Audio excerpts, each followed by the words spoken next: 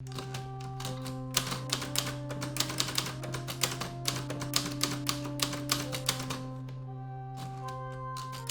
já se perguntou por que Tolkien escolheu especificamente um anel para representar o poder? Por que com tantas opções mais letais, ele escolheu justamente um objeto inofensivo, incapaz de representar perigo? Não me parece um descuido, mas uma escolha. É evidente que ele escolheu o anel não pelo seu poder de dano, mas sim pelo seu poder simbólico. Aqui é importante que façamos uma distinção entre alegoria e símbolo, porque ter isso em mente é fundamental não somente para entender a obra de Tolkien, mas também para entender a realidade que o símbolo do anel aponta. A alegoria, como o próprio Tolkien dizia, é rígida demais.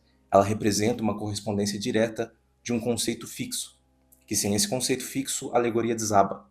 O ponto principal que a alegoria difere do símbolo é que a alegoria direciona a imaginação para um significado pré-determinado, direto, enquanto o símbolo é a matriz das intelecções, ou seja, o símbolo é um ponto de partida e não um ponto de chegada.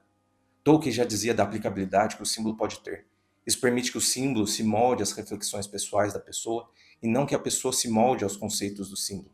É claro que isso não significa que o símbolo é algo completamente subjetivo ou relativo, porque se a gente o encarar dessa forma, ele perde toda a sua força de impressão. Na verdade, o símbolo é objetivo, sempre se refere a algo, porém ele é flexível, e essa flexibilidade se dá pela sua qualidade de ser uma linguagem universal do acontecer. Toda inteligência consiste em reconhecer três elementos fundamentais da linguagem: o signo, que é o sinal, som ou imagem; o significado, que é um conjunto de palavras que descreve o signo; e o referente, que é o elemento do mundo real ao qual o símbolo aponta. A linguagem mito-poética é o que melhor ilustra um símbolo. O mito é uma narrativa simbólica que torna visível uma estrutura invisível do real. A estrutura de um mito é analógica, não causal. Trabalha com imagens densas de significado que apontam para uma experiência humana. Toda a filosofia, as religiões, a ciência, as artes, a linguagem, as coisas brutas e os seres vivos, os astros e os átomos, toda a gama universal, tudo é símbolo, tudo indica, tudo aponta, tudo se refere a algo que nossos olhos e nossa compreensão não podem abarcar em sua plenitude. Como assim falou Albert Camus em seu livro O Mito de Sísifo, um símbolo sempre ultrapassa aquele que o usa e faz dizer, na realidade, mais do que tem consciência de expressar. Com isso em mente, compreendemos que a inteligência simbólica é a matriz de todas as formas de inteligência que existem. Portanto, a compreensão dos símbolos é o começo de toda educação.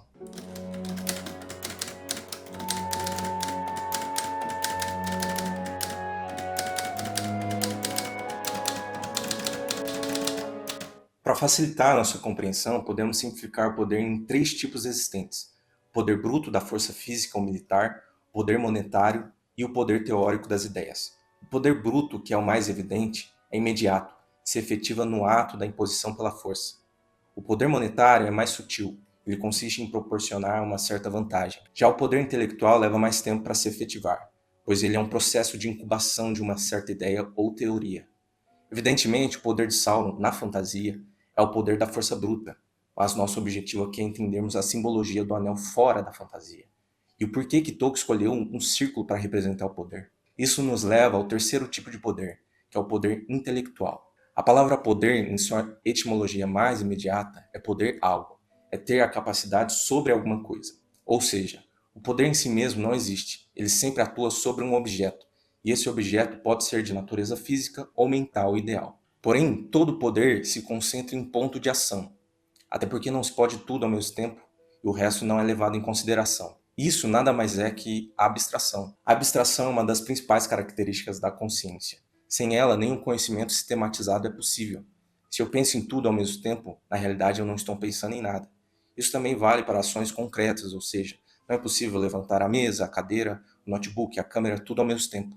É necessário que eu ponha meu foco em um objeto específico para que eu possa agir sobre ele. Portanto, a abstração é um processo de criar o conceito, e o símbolo é a forma ou a representação mental desse conceito. O que o símbolo faz é facilitar que o pensamento penetre no que está além, no que a linguagem humana não pode penetrar diretamente. O processo cognitivo que se dá na abstração é simples. Nós captamos primeiro as coisas pelos dados dos sentidos, logo em seguida nós os articulamos com um mundo de significados que é independente da presença dos objetos e até mesmo da existência do mundo real.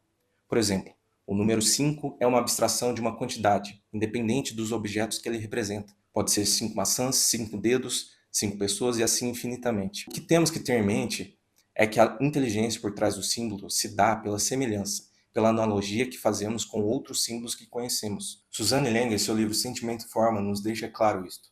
A função da semelhança é dar às formas uma nova corporificação, em ocasiões puramente qualitativas e reais, libertando-as de suas corporificações normais das coisas reais, de forma que elas possam ser reconhecidas por si mesmas e que possam ser livremente concebidas e compostas tendo em vista o alvo fundamental do artista, a significação ou a expressão lógica. Todas as formas de artes, então, são formas abstraídas. Seu conteúdo é apenas uma semelhança, uma pura aparência, cuja função é torná-las também aparentes, mais livres e inteiramente aparentes do que poderiam ser se exemplificadas num contexto de circunstâncias reais e de interesses carregados de ansiedade. É nesse sentido elementar que toda arte é abstrata. Sua própria substância, qualidade sem significação prática, é uma abstração da existência material. Essa característica é basicamente o que nos diferencia dos outros animais, pois se não tivéssemos a capacidade de abstração, seria muito difícil pensar. Pois toda a experiência do conhecimento, inclusive o imediato, o intuitivo, implica a necessidade de separação. Mas também devemos levar em consideração a contradição inerente dessa condição, porque ao pensar nós podemos separar uma parte do todo e fazer de conta que os outros aspectos não percebidos não existem. Acontece que, uma vez que a abstração separa duas coisas, nós tendemos a acreditar que elas são separadas na realidade. É aí que simbolicamente o anel efetiva seu poder, pois ele cria um cerco tautológico na consciência, onde a realidade se explica por um número reduzido de símbolos, limitando a inteligência individual.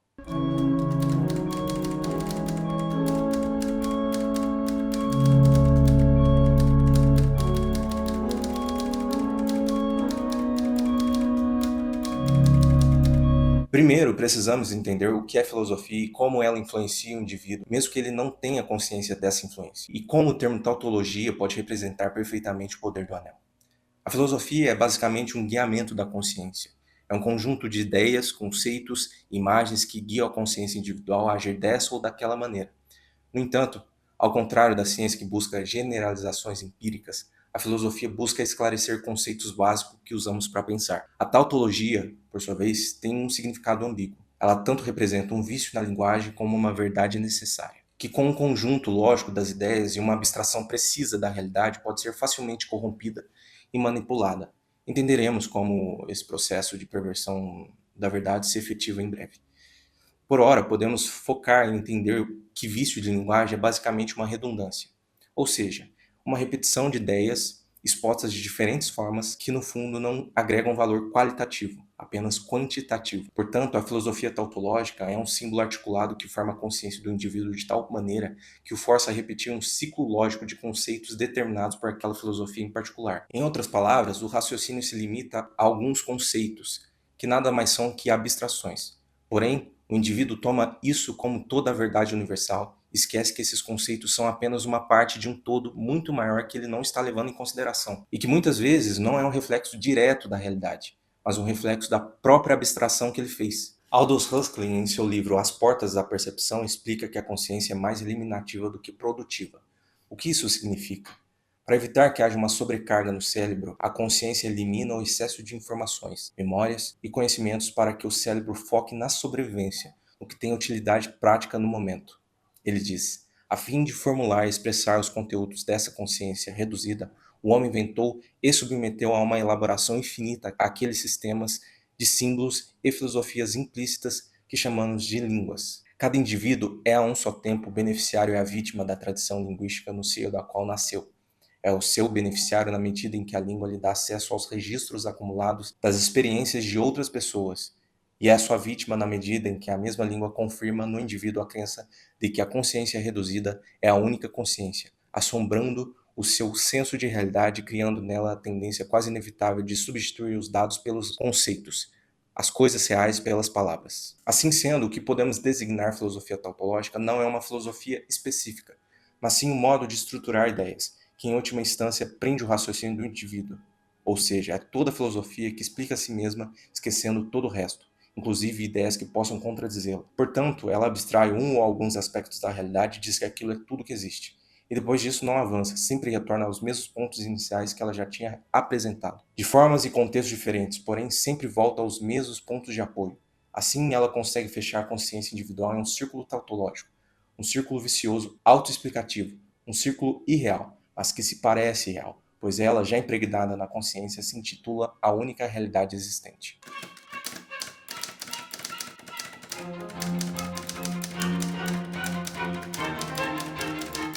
A serpente que devora a própria cauda é um dos símbolos mais antigos e semanticamente densos da história. Isso se dá pela sua capacidade singular de condensar em uma única figura múltiplos níveis ontológicos, cosmológicos e antropológicos. Ele não só representa um ciclo temporal de vida e morte, geração e corrupção, mas uma estrutura do real, um princípio que é ao mesmo tempo começo e fim, a totalidade que se autocontém. O símbolo visual de Ouroboros data de 1400 a.C., mas o termo, ou seja, o conceito do símbolo aparece bem depois. Podemos reconhecer conceitos semelhantes durante toda a história. Por exemplo, na substância primordial de Anaximandro, o áperon, ou com Heráclito, que dizia do um provém o múltiplo, do múltiplo provém o um. A suprema unidade no hinduísmo, também com Blaise Pascal, filósofo francês do século XVII, que sintetizou a ideia de que todo o universo está contido na unidade. Todos esses exemplos e outros não mencionados se direcionam ao mesmo referente, analisando-o sobre formas e aspectos diferentes. Platão, no seu diálogo Timeu, descreve o conceito da seguinte maneira: ora, no que diz respeito ao ser vivo destinado a abarcar no interior de si mesmo todos os seres vivos, a forma apropriada seria a que compreende dentro de si todas as formas que existem. Portanto, ele lhe conferiu uma forma redonda, e no seu centro ele instalou uma alma, estendida por ele por todo o corpo, e com o qual envolveu o exterior do corpo. E como um círculo girando num círculo, ele estabeleceu um céu único e solitário, cuja própria excelência o capacita a conservar sua própria companhia, prescindindo de qualquer outra coisa ao seu lado, bastando-se a si mesmo como familiar e amigo. E em função de tudo isso, ele o gerou para ser um Deus bem-aventurado. O nosso filósofo Mário Ferreira dos Santos endossou o conceito em seu livro Tratado de Simbólica. Ele diz: na posição enológica, a sequência dos raciocínios seria a seguinte: não há pluralidade que na base não se funde na unidade, pois se a negássemos totalmente cairíamos no nada. Portanto, a pluralidade exige a prioridade da unidade, o que ontologicamente não pode caber a menor dúvida. Podemos perceber que o conceito original de unidade se refere sempre a algo transcendente, que está além do ser humano, a algo que só pode ser vislumbrado através de conceitos universais. No entanto, essa ideia vai progressivamente mudando ao longo do tempo. Porém, é a partir do Renascimento, no século XIV, com a ideia de que o homem é a medida de todas as coisas, o conceito se perverte. O que antes era passivamente observado e descrito, fora do alcance da ação prática do homem, apenas acessível pela contemplação, passa após o Renascimento a ser uma filosofia da ação, uma filosofia do método. A unidade suprema é substituída pelo homem. O homem agora está no centro do universo e seu propósito não é mais ser passivo à realidade, à verdade, mas modificá-la à sua imagem e semelhança. Essa ideia se reflete no método cartesiano de René Descartes, que busca, através da dúvida radical, chegar a uma verdade indubitável. O método dele resulta na separação de mente e corpo, coisa pensante e coisa extensa. Esse trecho mostra como ele chegou a essa conclusão. Suporei, pois, que há não um verdadeiro Deus, que é a soberana fonte da verdade, mas certo gênio maligno, não menos astuto e enganador que poderoso, que empregou toda a sua indústria em enganar-me. Pensarei que o céu, o ar, a terra, as cores, as figuras, os sons e todas as coisas exteriores que vemos não passam de ilusões e enganos de que se serve para surpreender minha credulidade. Considerarei a mim mesmo como não tendo mãos, nem olhos, nem carne, nem sangue, como não tendo nenhum sentido, mas crendo falsamente ter todas essas coisas. No capítulo seguinte ele continua: eu então, pelo menos não sou algo, mas já neguei que tivesse algum sentido ou algum corpo. Hesito, não obstante, pois o que resulta disso? Sou de tal forma dependente do corpo e dos sentidos que não posso existir sem eles? Mas persuadir-me de que não havia absolutamente nada no mundo, de que não havia nenhum céu, nenhuma terra, nenhum espírito, nenhum corpo. Então não me persuadir também de que eu não existia? De certo, não. Eu existia sem dúvida. Se me persuadi ou se somente pensei algo. De sorte que, após ter pensado bem nisso, e ter cuidadosamente examinado todas as coisas, é preciso enfim concluir e ter por constante que esta proposição eu sou, eu existo, é necessariamente verdadeira todas as vezes que a pronuncio ou que a concebo em meu espírito. Ora, se levarmos a sério esta ideia de que meu verdadeiro eu só existe no momento quando pensa que existe, é mais real do que a minha existência, chegaremos à conclusão de que o pensamento é a própria realidade e de que o ato subjetivo de pensar é o que determina a verdade. Sem contar que fica implícito que a coexistência é uma criação humana, pois a extensão de qualquer coisa que exista exige uma medição. Mas toda medição é uma atividade eminentemente subjetiva, que só os seres humanos fazem. Descartes não percebe que as medidas são apenas uma abstração, e tudo que existe precisa ser alguma coisa antes de poder ser medido. O que acontece com o indivíduo que se impregna dessa filosofia é que acontece uma inversão no seu modo de perceber a realidade. Ou seja, o dado objetivo que é estável, verificável e que nos assegura a verdade se torna falso.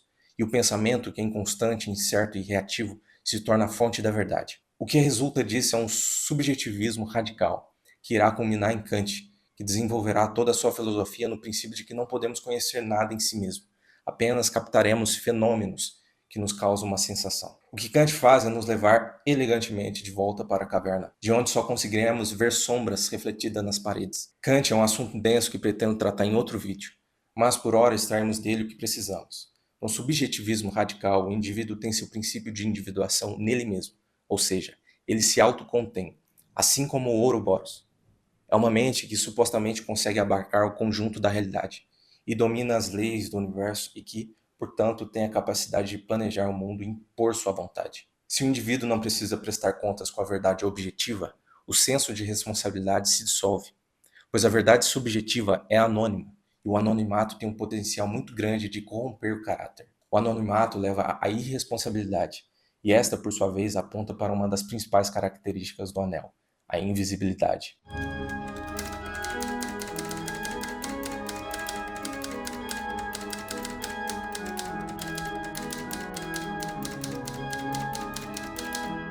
A essência da corrupção pelo anel está na possibilidade de dar muito poder ao portador, mas isentá-lo da responsabilidade das consequências de seus atos. Vemos durante toda a história Gandalf e Galadriel, Aragorn, recusarem até mesmo de tocar o anel, porque sabiam que a tentação de se corromper era maior do que a força de suas vontades. Mesmo que a princípio tivessem boas intenções, cedo ou tarde se corromperiam. Os hobbits resistiam melhor a essa tentação, porque é da natureza deles não ter muitas ambições. São um povo simples, mas até ele se corrompe com o tempo. Como podemos traduzir esse símbolo da invisibilidade para a nossa realidade? Para qual experiência este símbolo aponta? Podemos nos imaginar por um momento como portadores do anel, com a capacidade de sermos invisíveis. Qual a primeira coisa que vem à sua mente quando pensa na possibilidade de ser invisível? O que faria com esse poder? Você se manteria justo? Certamente surgem muitas ideias, mas a maioria delas são ilícitas e imorais. Aí que está a corrupção pelo anel. Hoje, evidentemente, temos uma centelha desse poder em nossas mãos, com celulares e internet à disposição. Platão, em seu livro A República, conta o mito de Giges de Lídia, que era um pastor de ovelhas a serviço do rei, que após um terremoto encontra na cratera um anel de ouro na mão de um gigante. E esse anel dá a ele o poder da invisibilidade, e com esse poder ele mata o rei e assume o trono. A semelhança simbólica com o Senhor dos Anéis é muito grande. Está no cerne da questão filosófica desse mito que o fundamento da justiça está na consciência da responsabilidade individual. É a justiça que equilibra a alma e a conduta, e não se pode ser justo buscando as recompensas ou ignorando as consequências. A justiça é algo intangível, imaterial, ou seja, um valor universal, mas ela só se efetiva através da ação humana, que se guia pela verdade objetiva que se apresenta nas situações reais, nas experiências, nos fatos, ou seja, na realidade que nos cerca. E não podemos ignorar as implicações dessa estrutura, senão relativizaremos tudo e perderemos a noção da justiça, entrando no tempo da barbárie. Mas você deve estar se perguntando como a ideia de um filósofo se espalha, sendo que a grande maioria não leu sequer uma palavra de sua filosofia. Sabemos que com o tempo essas ideias se incorporam na sabedoria popular, ou seja, no senso comum. Geralmente são aceitas sem questionamento por conta do peso da maioria pensar dessa maneira. Arthur Schopenhauer nos explica como se dá esse processo. O que se chama opinião geral é, se bem considerada, a opinião de 2 ou 3 pessoas, e nos convenceríamos disso se pudéssemos observar como nasce uma tal opinião universalmente válida. Descobriríamos então que foram 2 ou 3 pessoas que primeiramente a aceitaram,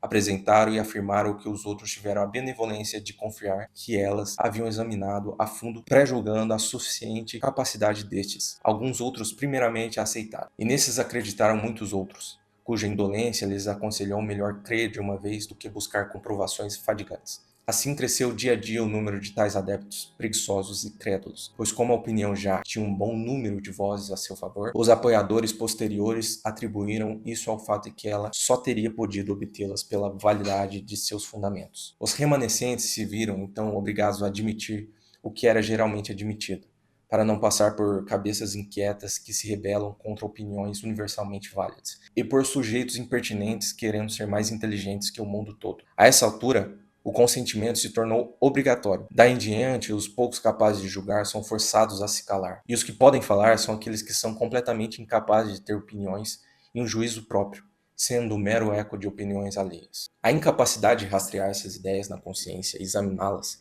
é o que dá força à filosofia tautológica, pois a realidade não vem organizada e estruturada em uma linguagem racional.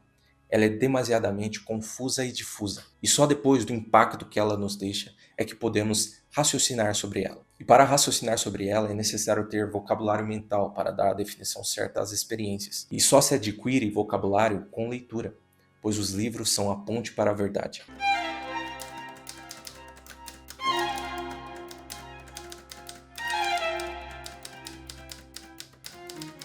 A realidade concreta se compõe de um inumerável conjunto de acidentes, que são contingentes, mas concorrem para que a situação real aconteça.